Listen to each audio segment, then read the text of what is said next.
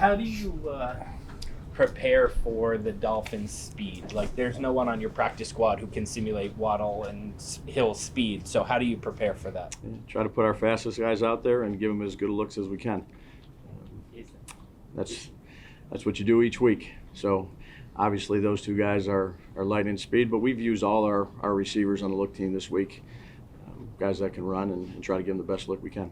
Dave, when you see a team score 70 points on somebody, which they did obviously a couple weeks ago, how eye-opening is that? Because it just doesn't really happen as a coach. Yeah, no, I mean, it was a pretty incredible game that they had. So explosive plays, scored a lot of points, and that's what the team's capable of.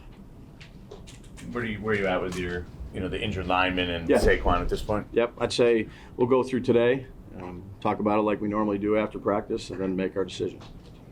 Are any of the three linemen going to practice? They won't practice today. They're still in getting rehab, so we'll see where they're at, talk to the trainers after they do their rehab stuff, and figure it out after practice. Micah McFadden, did something happen to him yesterday in practice? Yeah, he got an ankle, so same situation as the other guys.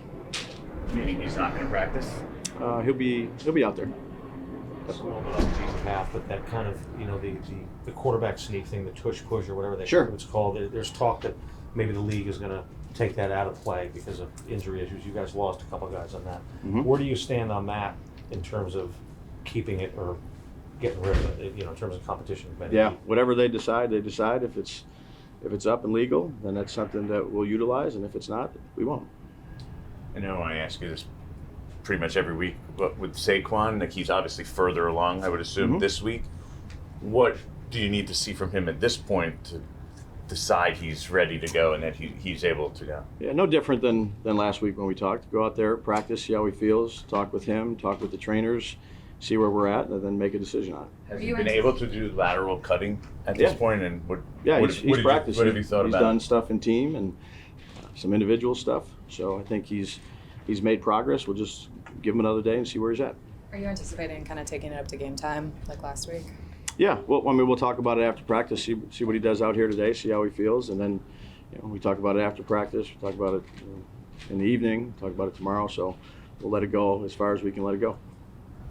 The three linemen that you were talking about, I assume, are Andrew, Shane, and it's the same three guys. And JMS? Yep. Okay. You just faced Shanahan's offense. Mm-hmm. How similar is what McDaniel does? How different is it? Just Yeah, I would say that obviously when you work with someone for 14 years or however many years it is that he worked with Coach Shanahan, you learn a lot from the guys you work for, but ultimately you put your own stamp on it. Are there some similarities? Sure, but I think that Coach McDaniel's done a great job of implementing what he wants to do and the players that he has. So are there some similarities? Sure, but I think he does a great job of adding his twist to it. with the speed they have, I'm sure you probably want to get as many DBs on the field as possible. But the way they play with so much 21 personnel, is that it's hard? Yeah, it's hard, definitely. They do a great job of, again, when you go regular, how do you want to play it? Do you want to play it with base defense, a nickel defense, a dime defense, or then what you play, they do stuff off of it. So a lot of stuff to practice, challenging system, challenging scheme, but very challenging players to get ready for. If John Michael can't go, Brett is going to be the center, I presume. He'll be the and center. then if he left, can't. Yeah, and then left tackle Izudu. Yeah, we'll see. We'll kind of see how it goes, but I would assume that would be the case. But I don't want to say one way or the other until we get through today and talk with the training staff. So what would you do at left guard? Yeah, we'll talk about that after practice. how's Ballinger? Making progress, yeah. Practice yesterday, did some stuff, did some team reps. Going to do the same today, so making progress. There was a time not too long ago where you were interviewing with both these teams. I know you're not a live in the past kind of guy, but what can you tell us about your interview with the Dolphins and what that time was like for you when you didn't know if two teams wanted you didn't know if you're going to get one job, both jobs, neither job? I'd say at the end of those seasons, when you go through that, there's a lot of things that happen. Very respectful to that organization for giving me the opportunity to sit down and talk with them, but really focused on this game. This clearly isn't the start that you guys wanted. The Evan thing this week, a lot of it was made of the tablet thing this week. How much do you feel all that from the outside, that it's a big topic and that people are talking about it, and how much do you look forward to an opportunity to go out there and put a better product on the field now again this week? Yeah, that's the goal every week, is to put the best product out on the field.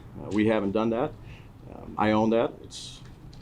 But you're going to face adversity in this business 100% of the time. I don't know when it's going to happen, but that's inevitable. So how you choose to handle adversity is optional.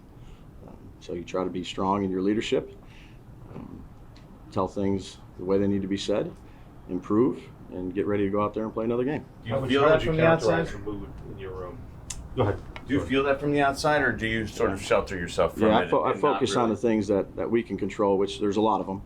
Certainly we got to do a lot better, and that's what we're aiming to do. I'm just going. How would you characterize the mood in the room?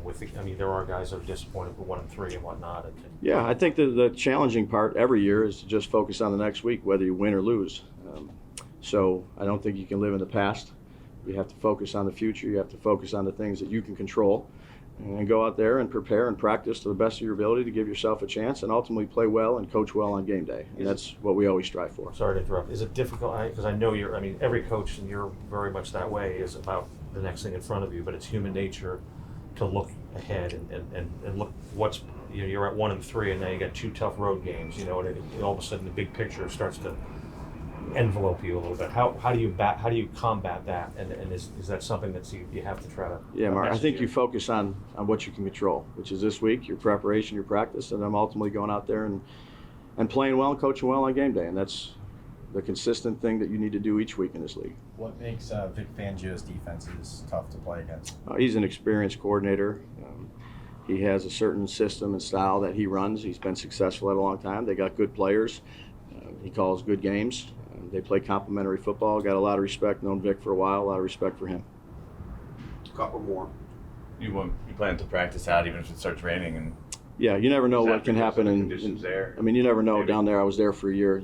It'll downpour for 2 minutes and then stop. But good opportunity if it does to get out here if it's wet.